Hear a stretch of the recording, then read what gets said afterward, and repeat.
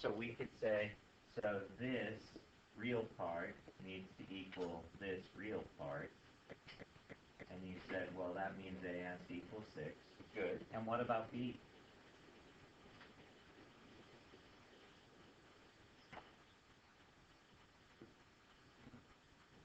I would think the imaginary part has to equal the imaginary part. That B plus 3 needs to equal negative 8. I think I have to subtract the 3 to get B by itself. Negative 8 minus 3 is negative 11. If I go back up here, negative 11 plus 3, yeah, that's going to be negative 8. And then these will be the same. So when A is 6 and B is negative 11, these complex numbers are equal. Will you do the following, same type of problem, same direction, on your whiteboard?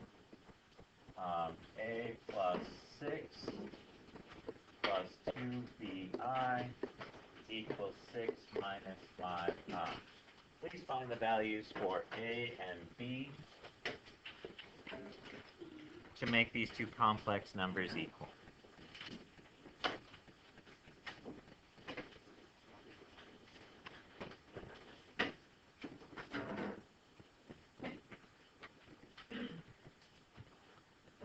And that says A plus 6 in the first parentheses.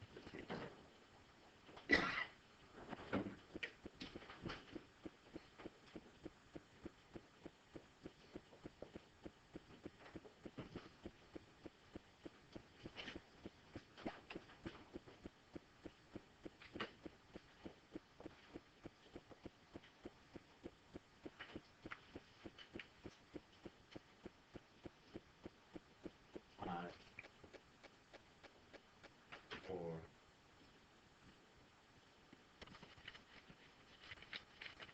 3,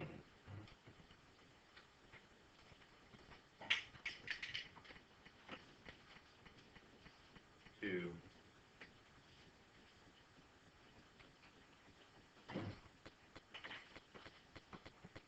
so take the I as well.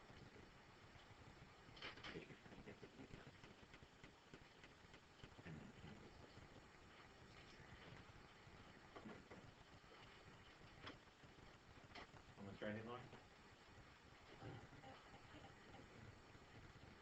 That example or my answer? Oh. Sure. 5, 4, 3, 2, 1. I've got the real stuff equals the real stuff, so I came up with A equal to 0. And I set the imaginary stuff equal to the imaginary stuff, and I divided by 2I to get negative 5 for B. Yes, please. Could we just put 2B because the I's are getting cancelled? Yep, of course. Sure. Any questions about this? Yeah. Wait, so what did you do with the Well, I think we can now do one of two things. I said this imaginary part equals this imaginary part. 2bi equals negative 5I. And I divided by both sides 2I because I wanted to get b by itself. And these canceled, giving me negative 5 halves. But Sarah just said, hey, couldn't we just be looking at the coefficients? Since the i's are always going to cancel out, and couldn't I say that 2b was equal to negative 5? And then divide both sides by 2 to get b equals negative 5 halves? And Sarah, what did I say about that? That's fine. That works too. So the real part should equal the real part. A plus 6 should equal 6. And when we subtract 6 from both sides, we get A equals 0. Okay? All right. Any other questions? So, two numbers are equal. Let's move on. I'm sorry, what? Sure, we can do another one.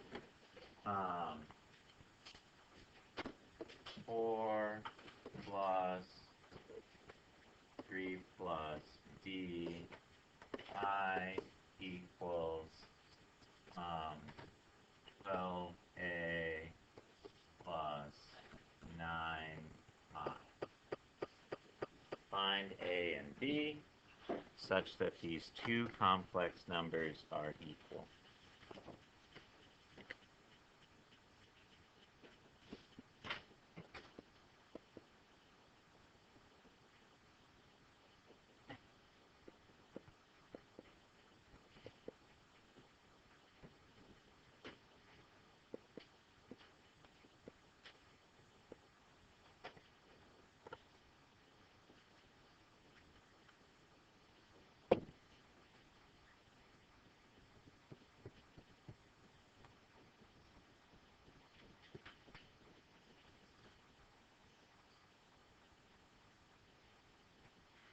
Five, four,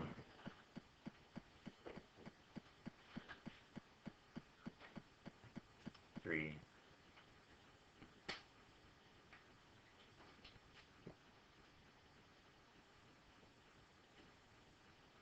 two, one.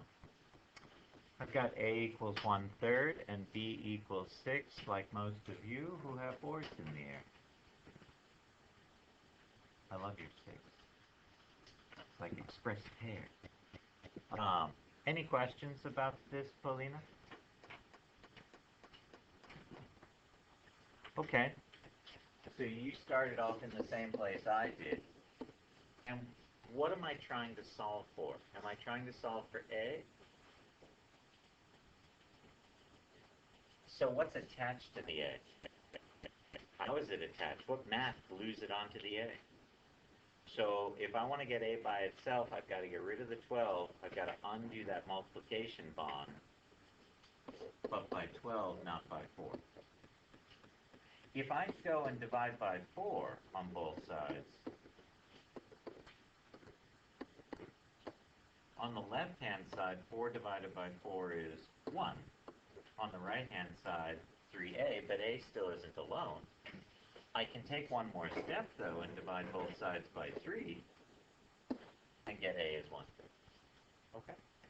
I think that's part of examining the solution, attending to the details of the action and not just making that go away. Any other questions about two complex numbers being equal? All right, let's simplify some complex numbers. What can we simplify in this expression? -4i squared plus 2i. What did we say I squared was equal to when Jason was helping me? Garrett? He said I squared was -1. So I can replace I squared wherever I see it with a -1. We still have our -4 in front, and we still have our plus 2i. Negative times negative is positive, plus 2i. So I feel comfortable when I've simplified to a complex number. Remember, a complex number is written in the form of a plus bi. There's no extra powers kicking around. Okay, I want to simplify to this point. So if I'm looking at something like 3i squared minus 2i plus 4, what simplifying could I do here? What simplifying could I do here? Cecilia? It is -1 minus 2i plus 4. -1 times 3 is -3. Jeff, are we done? What can we still do then? -3 plus 4 is +1 minus 2i. I now have the form a plus bi, and so I stop here. Any questions, LJ? Okay, I wasn't sure if you were overcome. LJ says, please do the next one on your whiteboard. -2i squared plus 3i minus I plus 4.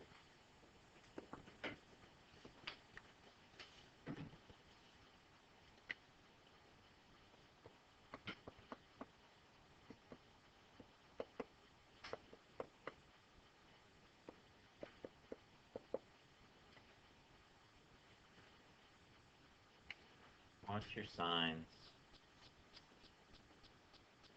5, 4,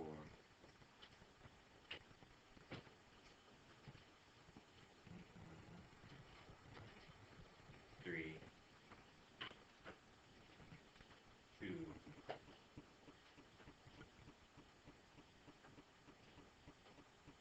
1. I see a lot of people holding up 6 plus 2i. Good job. Okay? So we can simplify complex expressions. We can also add or subtract complex numbers.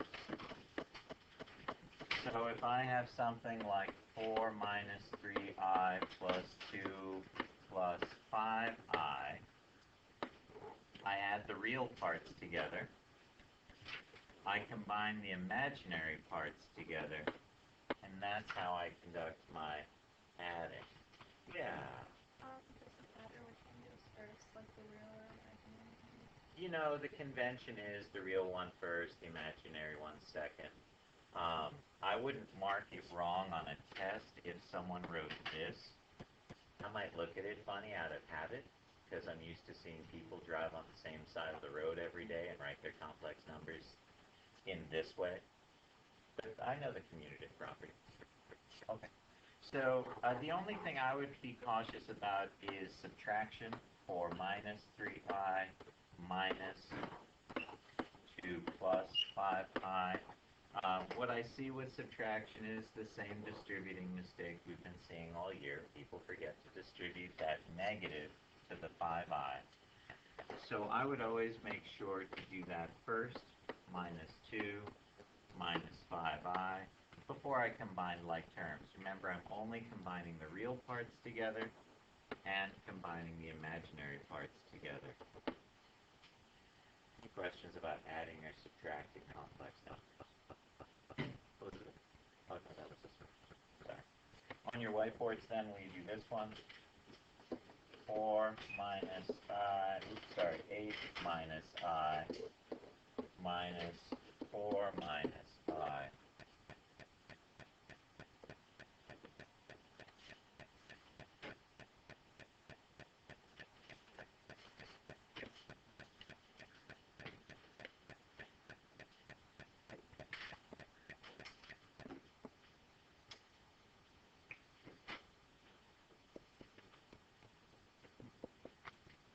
Five,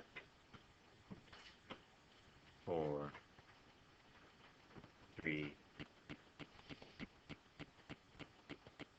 2, 1. That was a great expression, Elizabeth. Yes, 4. The i's cancel out. Watch out for those negatives. What if we get something that doesn't quite look right?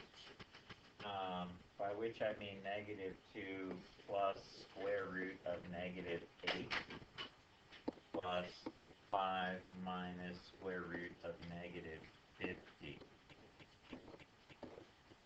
I propose that these are two complex numbers. And so my suggestion, though, is that we simplify each of those radicals first.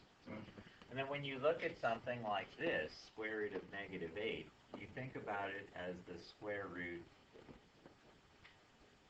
of negative 1 times 2 times 2 times 2. The square root of negative 1, we know is I. And from this radical, we can pull out a 2. So we've got then an I coming out, a 2 coming out, and a 2 staying behind. So I have 2I root 2. So this first complex number is negative 2 plus 2I root 2. What about that second complex number? Will you just rewrite this with a simplified radical and an I showing up, please, on your whiteboard? Simplify this, just this expression, and then we'll finish the addition part.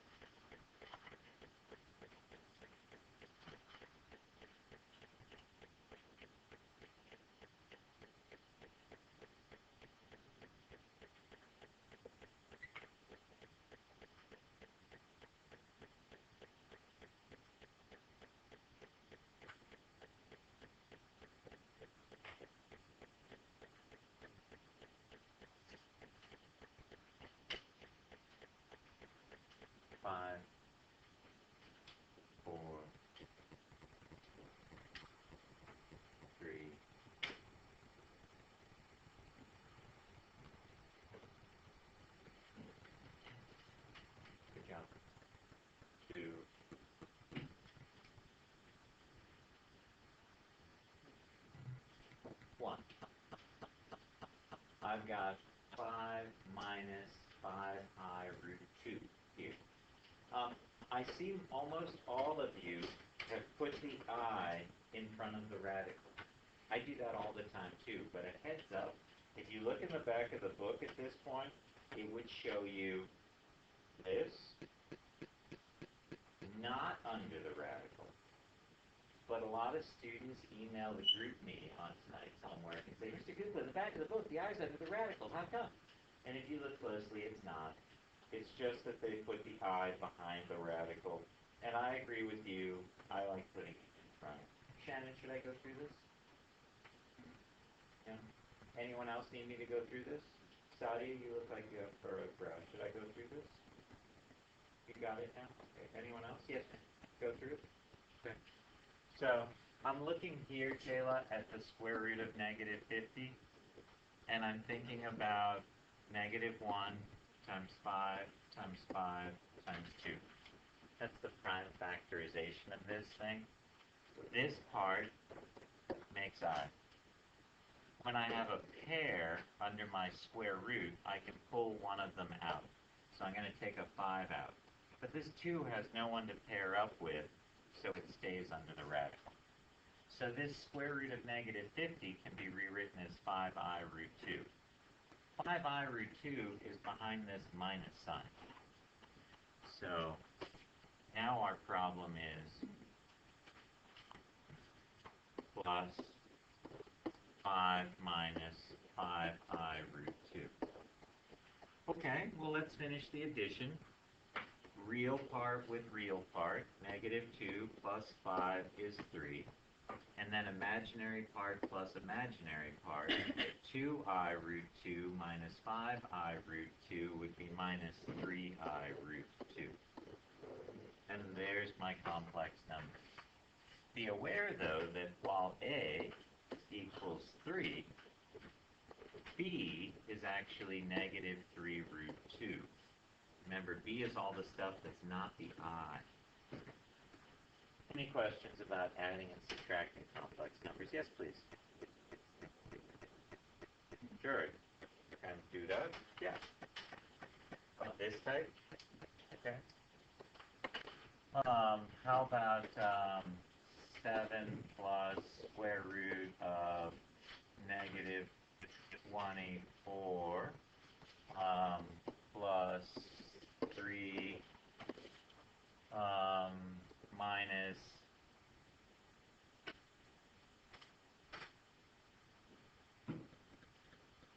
square root of negative 54.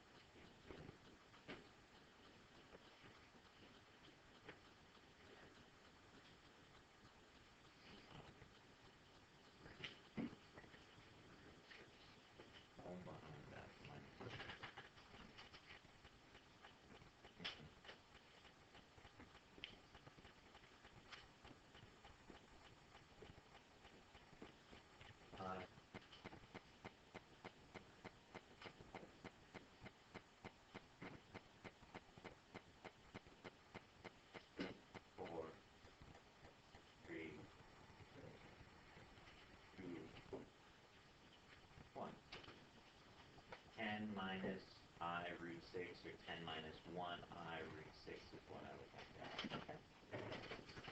We're going to see a bunch of FOILing that we'll need to do. The FOILing is still FOILing. So if I see negative 2 plus 6i, 1 plus 3i, I FOIL, I get negative 2 minus 6i plus 6i. 3 times 6 is 18. I times I is I squared. Now, I did hear from Cecilia earlier that I squared was what, Cecilia? Negative 1. So this is negative 1 times 18, or negative 18. Minus 2 is negative 20. And minus 6i and plus 6i cancel each other out. So this FOILing turns out just to be this real number. Will you show me FOILing with 3 plus 4i, 3 plus 4i, also known as 3 plus 4i squared.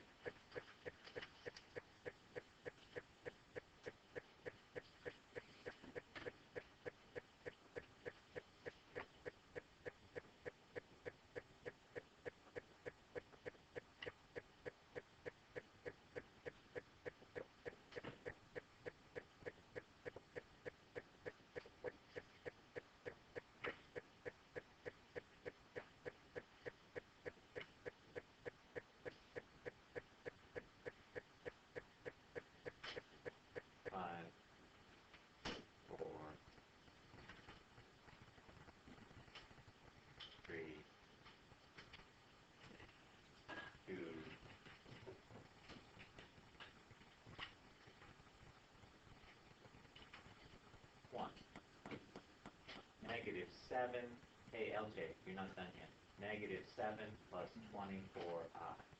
Good. Do you see what you still need to do, LJ? Always combine like terms when you're done FOILing. The last thing we need to talk about, since we've talked about multiplication, we still need to talk about division. 4 over 5 minus I.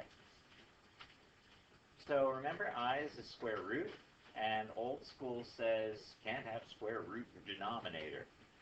So we need to multiply top and bottom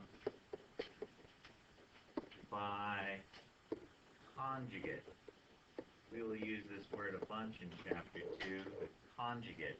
The conjugate of 5 minus I is 5 plus I. Notice, I'm only changing this interior sign. I'm not changing the sign in front of the 5, just changing this interior sign. If I FOIL on the bottom, I have a difference of squares. So I have 25 minus I squared, or 25 minus a negative 1, which is 26. On the bottom, I have 26. On the top, I've got 4 times 5 plus I. I can distribute on top, but before I do the distributing, I'm going to cancel a 2 from here and a 2 from here. And so I would have 2 times 5 plus I over 13. Or if I distributed 10 plus 2I over 13. You could even split this fraction up into 10 over 13 plus 2/13 I. And that's how you'd see it in the back of the book. I would be fine with this answer on the quiz next week. This is what you'll see in the back of the book. Any questions about multiplying top and bottom by conjugate? Zoe? Yep. Sarah, did you have a question? Okay. How about today? Yes, please.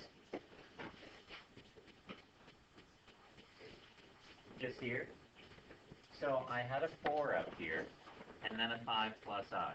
And I said, hey, I've got 26 on the bottom. That can cancel a 2 from the 4. So then I had a 2 left up on top. So tonight it's all about complex numbers, and then tomorrow we'll go back into factoring polynomials, but now we'll see complex numbers in our factoring. Wow. Gross. You say gross? Yeah, good job. I don't disagree with that assessment. Have a wonderful day, everyone.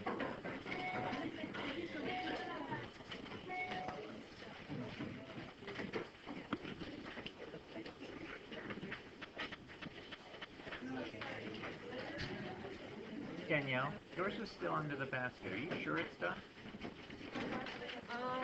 At that time, I just had to write this in, but I did write the last thing. Okay. I think that was about it. I Okay. remember everything else. So you circled the new one. Yeah. Okay. Great. Thank you. And do you have more? And you gave it to her? You probably No, not. not yet. I'll get it to you during lunch. Thank you.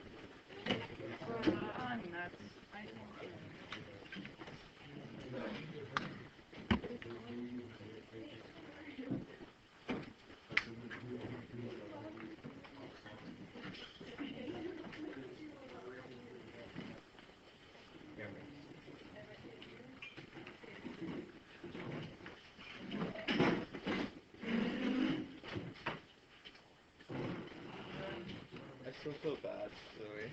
Don't, seriously. Okay. I'm sorry. Emma, was that yours or hers? You were just hers. So you were just doing it for her? Yes. Wow. That's way. She's a very good friend.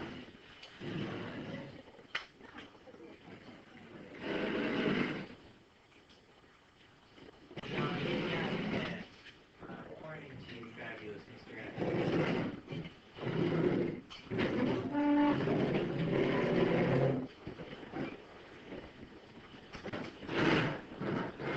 I'll do.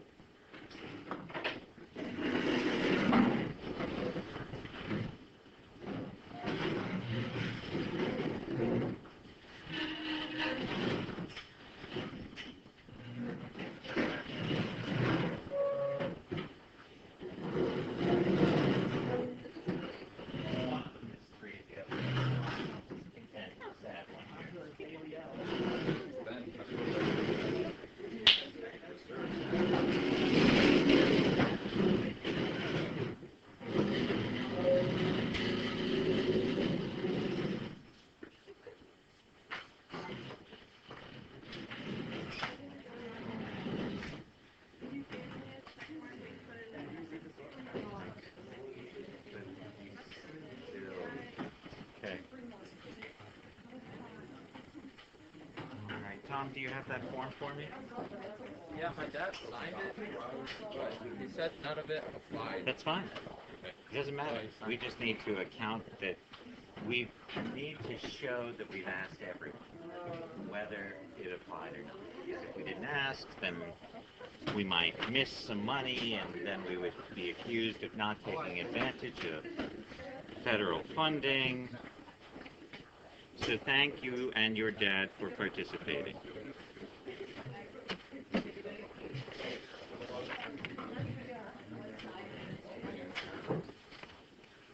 When I turned in that easy packet, Mr. Kugel, Yes, is you anything did. due today? I'm sorry, what? Is assignment 32 due today? 32. Oh, that was Today's, today's the 30th. I'll take it. Sure. Is there anything we need to talk about before you start stations? Going once? Twice? I said, is there anything we need to talk about before you start stations? Yes, Megan? It's time to think. How could you possibly have questions on that? Yes, of course you have questions on that. Where do you want to start? 2B, the rate of change on the 15th day. So rate of change is a synonym for slope, and so I'm looking for the slope on the 15th day. I'm looking for